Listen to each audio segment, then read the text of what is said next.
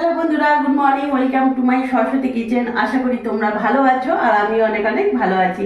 আজকে সকালে রান্নায় চলে এসেছি। দেখো, মাছ ধোয়া হয়ে গেছে। আজকে বানাবো রুই কালিয়া, মানে রুই মাছের কালিয়া। দেখো আমি কিভাবে বানাই, পুরো অনুষ্ঠান বাড়ির মতন বানাবো। তো তোমরা দেখতে থাকো।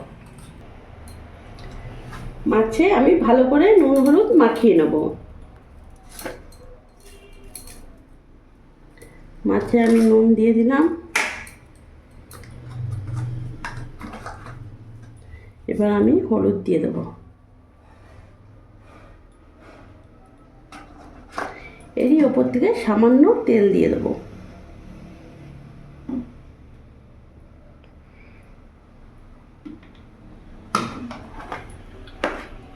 ভালো করে মাখিয়ে নেব।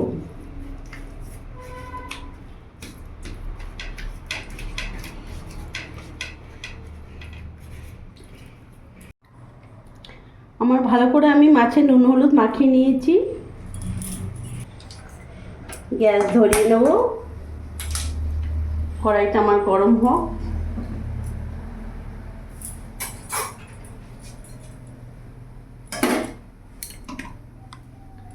আমি রান্নাটা পুরোটা সর্ষের তেলে করব।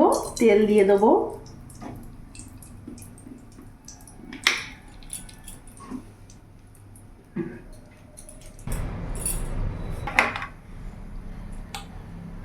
তেল গরম হয়ে গেছে। এবার এক এক করে আমি মাছ ছেড়ে দেবো।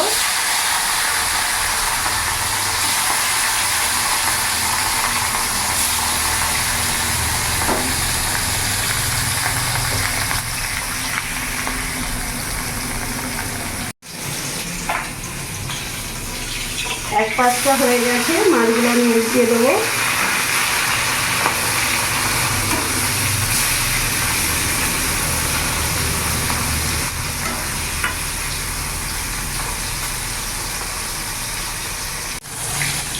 মাছগুলো আমার ভাজা হয়ে গেছে। এবার আমি নামিয়ে ফেলবো।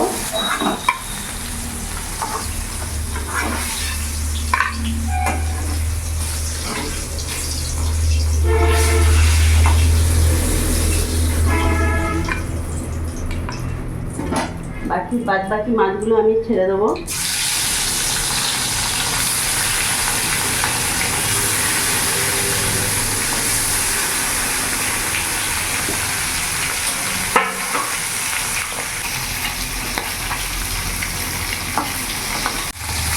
মাছ ভাজা হয়ে গেছে। এবার আমি নামিয়ে ফেলবো।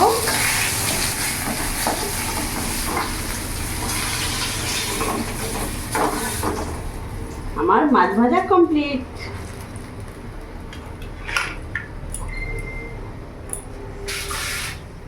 কড়াইতে আমি আরেকটু তেল দেবো।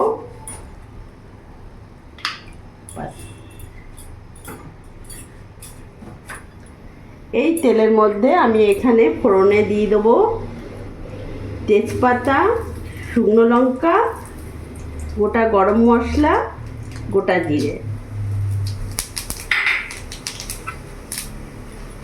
ফোড়নটা আমার ভাজা হয়ে গেছে। এরই মধ্যে আমি এখানে বড় সাইজের দুটো কুচনো পেঁয়াজ দিয়ে দিলাম।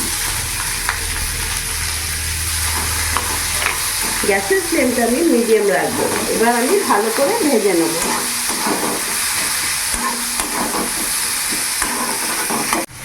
এখানে আমি একটা বাটি নিয়েছি।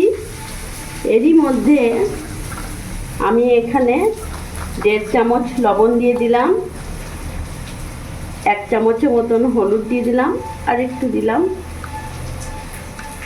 আর এখানে আমি জিরে গুঁড়ো দিয়ে দিলাম, আর কাশ্মীরি লঙ্কা গুঁড়ো আমি এখানে 1.5 চামচের মতন দিয়ে দিলাম। এবার এর মধ্যে এখানে জল দিয়ে দেবো আমি। এটা ভালো একটা মিহি পেস্ট আমি মশলা রেডি করলাম। সব কিছু উপকরণ দিয়ে দিলাম, দিয়ে ভালো একটা মিহি আমি পেস্ট তৈরি করলাম। ততক্ষণ আমার এখানে পেঁয়াজটা ভাজা হোক। পেঁয়াজের এখনও কাঁচা ভাবটা যায়নি, এখনও পেঁয়াজটা ভাজা হবে।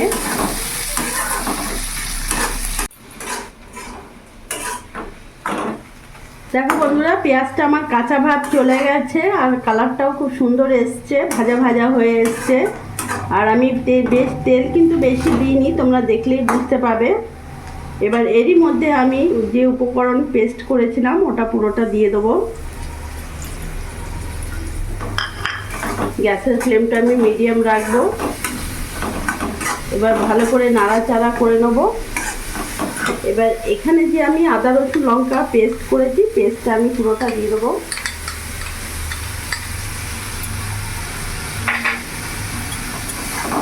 এবার ভালো করে মিশিয়ে নেব। মশলা ধোয়ার জলটা আমি পুরোটা দিয়ে দেবো। এবার ভালো করে আমি কষিয়ে নেব।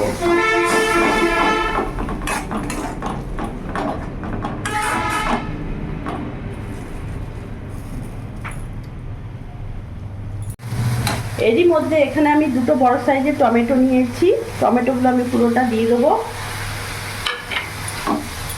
আর ভালো করে মিশিয়ে নেব।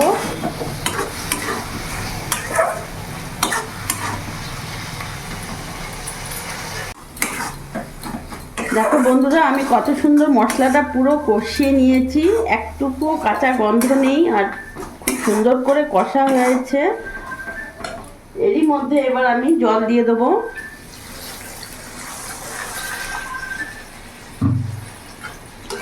ভালো করে আমি একটু মিশিয়ে নেব। গ্যাসের ফ্লেমটা একটু বাড়ালাম। এখন ফুটতে দেবো আমি।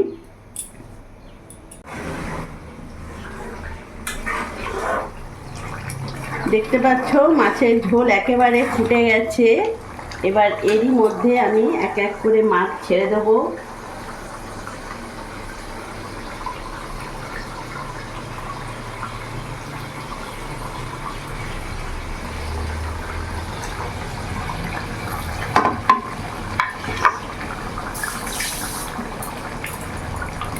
এবার ভালো করে আমি একটু নাড়িয়ে নেব।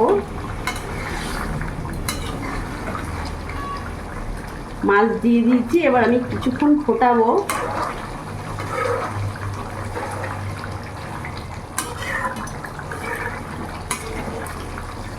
বন্ধুরা, আমি কিন্তু বেশি তেল দিয়ে রান্না করিনি, কিন্তু এই মাছের স্বাদটা হবে পুরো অনুষ্ঠান বাড়ির মতন। তোমরা একবার হলে করে দেখো, সত্যি খুব দারুণ স্বাদ।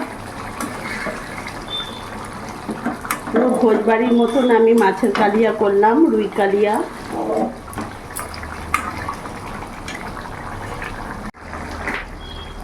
দেখতে পাচ্ছ ভালো করে ফুটে গেছে। মাছ দিয়ে আমি দু তিন মিনিট মতো ফুটিয়ে নিয়েছি। এরপরে এর ওপর থেকে আমি একটু ভাজা গরম মশলা ছড়িয়ে দিলাম, আর দেবো না।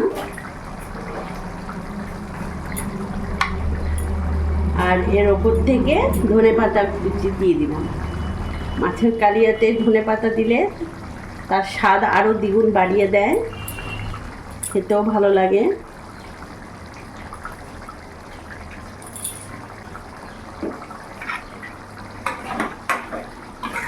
হালকা করে নাড়িয়ে নেব।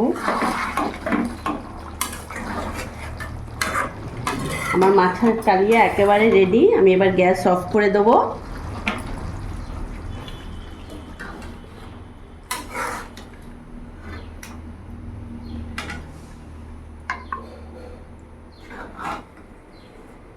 দেখো বন্ধুরা, আমি নামিয়ে ফেলছি।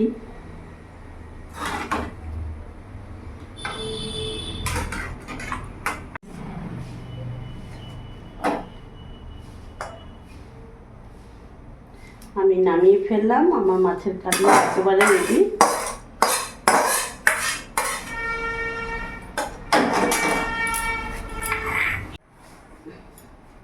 তো দেখলে বন্ধুরা, আমার রুই মাছের কালিয়া একেবারে রেডি।